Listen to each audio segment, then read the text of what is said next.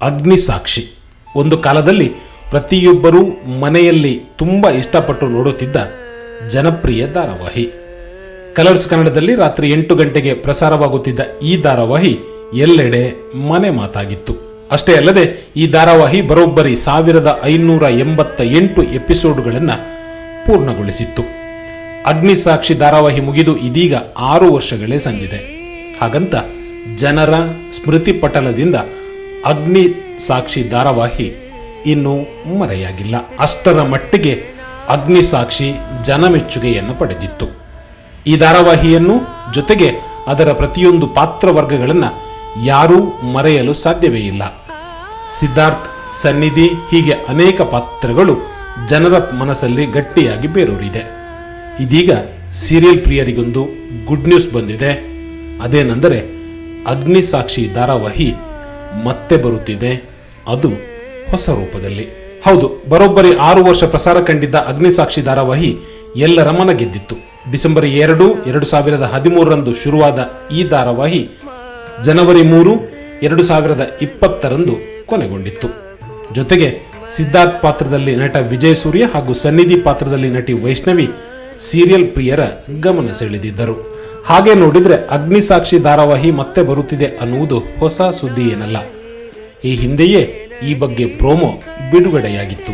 ಆದರೆ ನಾಯಕ ನಟ ಯಾರು, ನಾಯಕಿ ಯಾರು ಅನ್ನೋದು ರಿವೀಲ್ ಆಗಿರಲಿಲ್ಲ. ಈಗ ನಾಯಕನ ಸ್ಥಾನಕ್ಕೆ ಬ್ರೋ ಗೌಡ ಅಂದರೆ ಬಿಗ್ ಬಾಸ್ ಖ್ಯಾತಿಯ ಶಮಂತ್ ಬರ್ತಾರೆ ಅನ್ನೋ ಸುದ್ದಿ ಬಂದಿದೆ. ಬಿಗ್ ಬಾಸ್ ಕನ್ನಡ ಸೀಸನ್ 8 ಸ್ಪರ್ಧಿಯಾಗಿ ಕನ್ನಡ ಕಿರುತೆರೆ ಪ್ರವೇಶ ಮಾಡಿದ್ದ ಶಮಂತ್ ಗೌಡ ಬಿಗ್ ಬಾಸ್ನಲ್ಲೇ ಸಾಕಷ್ಟು ಸುದ್ದಿ ಮಾಡಿದ್ರು. ಬಳಿಕ ಕಲರ್ಸ್ ಕನ್ನಡ ವಾಹಿನಿಯಲ್ಲಿ ಪ್ರಸಾರವಾಗುತ್ತಿರುವ ಲಕ್ಷ್ಮೀ ಬಾರಮ್ಮ ಧಾರಾವಾಹಿಯಲ್ಲಿ ವೈಷ್ಣವ್ ಪಾತ್ರದ ಮೂಲಕ ಕರ್ನಾಟಕದಲ್ಲಿ ಮನೆ ಮಾತಾಗಿದ್ದರು.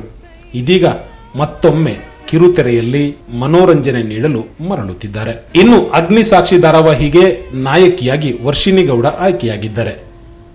ಇವರು ಕನ್ನಡದವರೇ, ಆದರೆ ತೆಲುಗು ಕಿರುತೆರೆಯಲ್ಲಿ ಸಾಕಷ್ಟು ಜನಪ್ರಿಯತೆಯನ್ನು ಪಡೆದುಕೊಂಡಿದ್ದಾರೆ. ಇನ್ನು ಈ ಅಗ್ನಿಸಾಕ್ಷಿ ಯಾವಾಗ ಪ್ರಸಾರ ಪ್ರಾರಂಭಿಸಲಿದೆ ಅನ್ನೋದೇ ಸದ್ಯದ ಕುತೂಹಲ.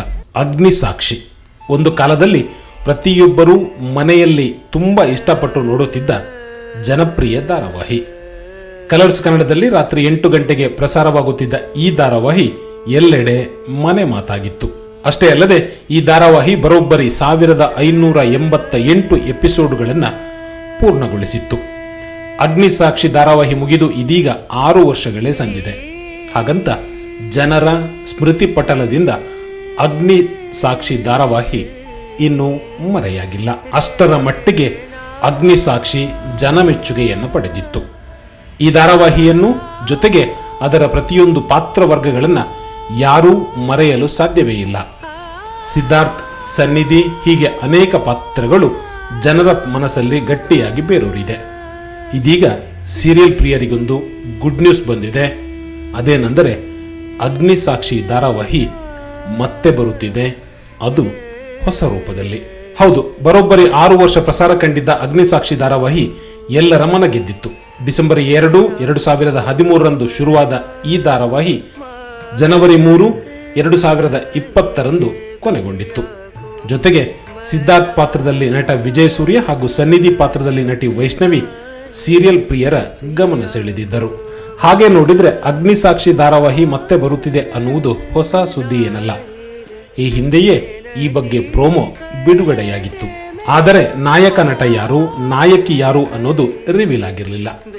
ಈಗ ನಾಯಕನ ಸ್ಥಾನಕ್ಕೆ ಬ್ರೋ ಗೌಡ ಅಂದರೆ ಬಿಗ್ ಬಾಸ್ ಖ್ಯಾತಿಯ ಶಮಂತ್ ಬರ್ತಾರೆ ಅನ್ನೋ ಸುದ್ದಿ ಬಂದಿದೆ. ಬಿಗ್ ಬಾಸ್ ಕನ್ನಡ ಸೀಸನ್ 8 ಸ್ಪರ್ಧಿಯಾಗಿ ಕನ್ನಡ ಕಿರುತೆರೆ ಪ್ರವೇಶ ಮಾಡಿದ್ದ ಶಮಂತ್ ಗೌಡ ಬಿಗ್ ಬಾಸ್ನಲ್ಲೇ ಸಾಕಷ್ಟು ಸುದ್ದಿ ಮಾಡಿದ್ರು. ಬಳಿಕ ಕಲರ್ಸ್ ಕನ್ನಡ ವಾಹಿನಿಯಲ್ಲಿ ಪ್ರಸಾರವಾಗುತ್ತಿರುವ ಲಕ್ಷ್ಮೀ ಬಾರಮ್ಮ ಧಾರಾವಾಹಿಯಲ್ಲಿ ವೈಷ್ಣವ್ ಪಾತ್ರದ ಮೂಲಕ ಕರ್ನಾಟಕದಲ್ಲಿ ಮನೆ ಮಾತಾಗಿದ್ದರು.